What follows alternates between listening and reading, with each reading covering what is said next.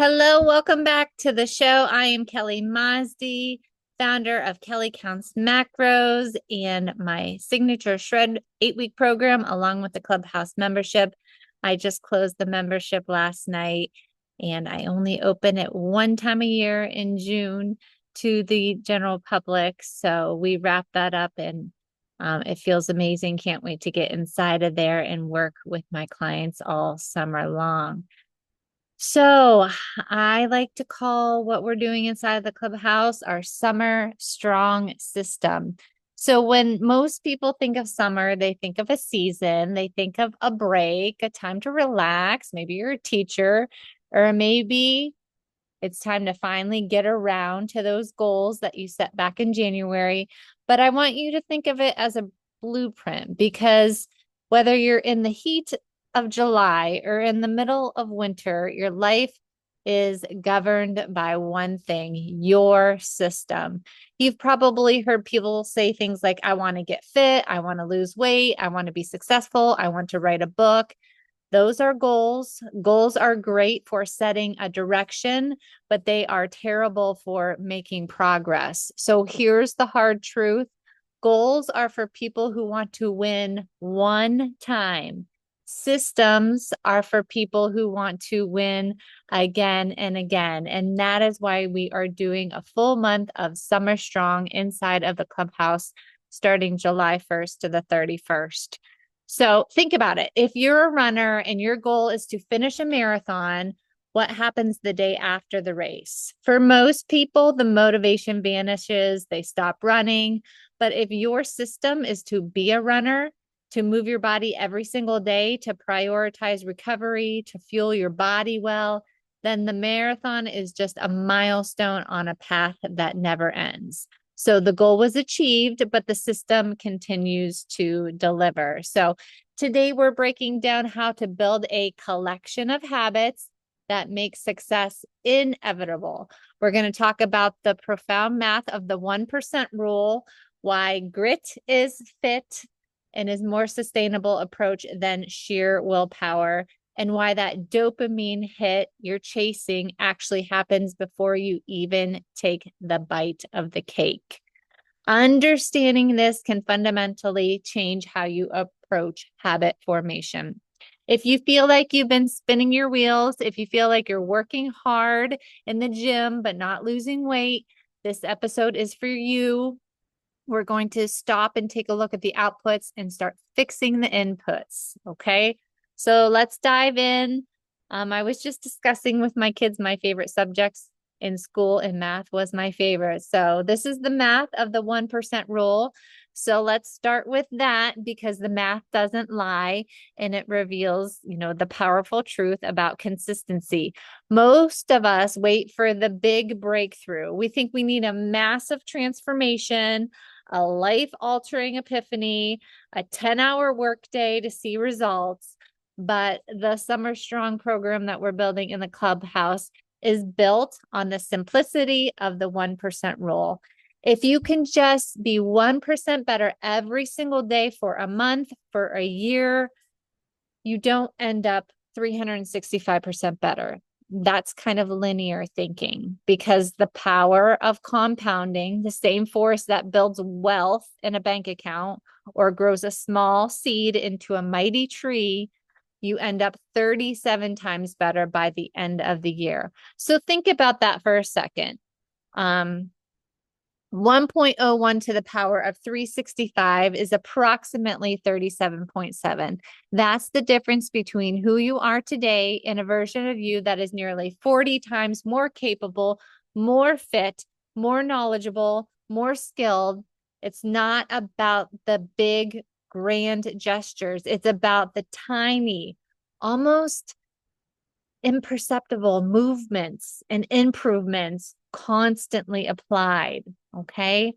But here's, maybe the part people don't always like to talk about, but it's equally important to understand.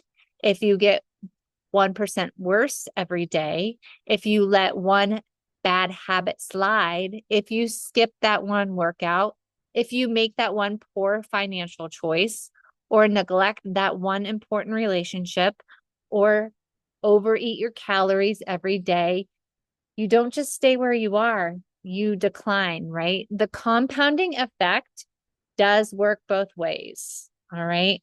And this is why I say time is your ally. If you have good habits, if you just went through my 8-week shred, time is not your enemy. It's your ally. Okay. Time is a multiplier. It doesn't care about your intentions. It only cares about the trajectory. So it will take whatever you feed it, good or bad, and magnify it. Okay. If you find yourself going the wrong way, if you look at your life and realizing you're getting 1% worse day after day, you have to have the courage to do the opposite, to step out of your comfort zone. And this is a simple, but it's a rule, right? If your current system is producing a result you don't want or you don't like, stop trying to try harder within that system. That's like digging a deeper hole. Instead, let's change that direction. So if you're staying up late scrolling social media, feeling sluggish the next day, do the opposite. Set an alarm for bedtime, not just a wake up time. If you're overcomplicating your workouts and end up doing nothing, do the opposite. How about 15-minute train with Kate workouts? She is my sister. She's the personal trainer inside of the clubhouse. Make them so easy that you can't say no. Walk for 5 minutes. Do one push-up. That's it. The goal is not perfection. The goal is consistency and momentum and focusing on what you can control. A lot of you have injuries. Maybe you had a knee replacement or had a shoulder injury. You can't control the outcome today. You can't force the scale to move or that promotion at work to happen, but you can absolutely control the 1% shift. You can control the input, and that, my friends, is where all the power lies. So there's a common myth in our culture that winners have better goals than losers. We look at the person at the top of the podium and think, wow, they must have wanted it more, or they must have had a more ambitious goal. But that's not true. You know, every Olympian wants a gold medal. Every shredder and clubhouse member wants to lose weight to reveal toned muscles. Every job seeker wants a job. Every entrepreneur wants their business to succeed. So winners, all types share the same goals. So if the goal is the same, the goal cannot be what differentiates the winner from the loser. The difference, the true differentiator, is the system. Okay. So your system is simply the collection of the daily habits you use to reach that goal. If you're a coach, your goal might be to win a championship. Your system is the way that you recruit your players, how you manage your assistants, the specific drills that you run, and how you foster the team cohesion, right? The championship is the goal, but the system is what makes it possible. So if you ignored your goals entirely and focused only on your system, would you still get results? The answer is yes. In fact, you might get better results because you're not obsessed with a future you that hasn't happened yet. You're focused on the one thing that actually exists, the present moment, and the actions you can take right now. So our mantra of Summer Strong inside of the clubhouse is fix the inputs and the outputs will fix themselves. We spend so much time obsessing over what the results should be. We stare at the bank account, the scale, the follower count, the project deadline, but those are all, I don't know, lagging measures. They're indicators of maybe past behavior, not levers or votes for the future you. You know, your bank account is a lagging measure of your financial habits. Your weight is a lagging measure of your eating and exercise habits. Your knowledge is a lagging measure of your learning habits. So if you want to change the output, you have to ignore it for a while and focus entirely on the input. Stop, obsessing over the weight on the scale every day. Start focusing on meal prep. Stop looking at your bank account and start automating your savings. The outputs are a reflection of the system. And of course, there's the catch, right? The cost of your good habits is in the present, but the value is in the future. I always say cast a vote for your future self. So when you go to the gym today, maybe it hurts, it costs you time, energy, effort. You don't see a change in the mirror tomorrow or even next week. The value, the improved health, the improved body comp, get stronger, the increased energy, it's months or maybe even years away, but it requires that patience and that faith in the process. And our shred winner, Sarah, that's what she said. I trusted the process. It was hard for her. When I gave her macros, she was like, I can't eat this much and lose weight. And I said, well, Sarah, we're going to give it a go. And guess what? She lost weight, lost the inches, and she won the shred. So, habits that you don't love are the opposite. That's the cost in the future. But the value, that quick hit of pleasure, the immediate gratification, the temporary ease is right now. So a system is what helps you bridge that gap. It makes you realize that today's cost isn't a sacrifice. It's a down payment. It's a vote for your future self. Okay. It's an investment in your future self. So the identity-based habits, I want to talk about this a little bit. I think that this is the most powerful part of the system that we build inside of the clubhouse.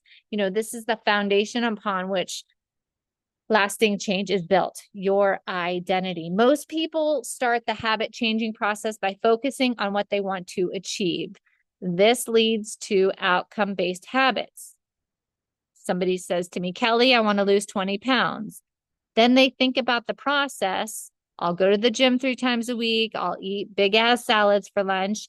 And this approach often fails because it's external. It's about doing, not being. So in Summer Strong, inside of the clubhouse, we are going to work from the inside out. It starts with who you are, or more accurately, I guess, who you want to become. Choose your identity and work backwards. Instead of saying, I want to be a weightlifter, say, I am a weightlifter. Then ask yourself, what do weightlifters do? What do they look like? What are their habits, right? Perhaps a writer. Don't say, I want to be a writer. I am a writer. A writer is just, somebody who writes every time you sit down at the keyboard, even if it's only for 10 minutes. You're casting a vote for that future identity. You're proving to yourself through your actions that you are that person. Each small action reinforces your desired self-image. Okay. A habit has truly taken hold when it passes what I kind of like, just, I don't know, the bother test. It's not a habit if it doesn't bother you when you don't do it. It's not a habit if it doesn't bother you when you don't do it. So think about your daily routine. You probably don't need motivation to brush your teeth. You don't watch a YouTube video on how you get fired up about dental hygiene. You just do it. It's automatic. And if you forgot, you'd feel off. You'd feel gross. You'd have that fur on your teeth. You'd say, I don't feel like me if I don't do this. And that feeling of discomfort, that sense of something being wrong, is the sign that the habit has become deeply ingrained in your identity. So that's the ultimate goal of our Summer Strong program inside of the clubhouse. So to get to your habits to a point where they're part of your skin, an extension of who you are, we're skipping your morning walk, your meditation, your workout session, your train with Kate session, or even your tracking and pre-tracking feels strange and unnatural as leaving the house maybe without your shoes. So when you reach that point, you aren't trying to be healthy or trying to be productive. You're a healthy, productive person. And people like that simply don't skip their system. They don't have to think about it. It's just who they are. Their actions are in alignment with their self-perception. So the science of, and my second favorite subject, which I might even like more now as I'm an adult, is science. So I like to call it the science of grit and fit and dopamine. So let's talk about the fuel for the system and why some people seem to have infinite willpower while others struggle to even get started. So we often attribute it to grit, right? We imagine a person gritting their teeth, suffering through something they hate because they have discipline or superior mental toughness. But there's a phrase I want you to remember, one that reframes, our understanding of perseverance. Grit is fit. So true long-term grit isn't about suffering through things that you despise. It's about alignment.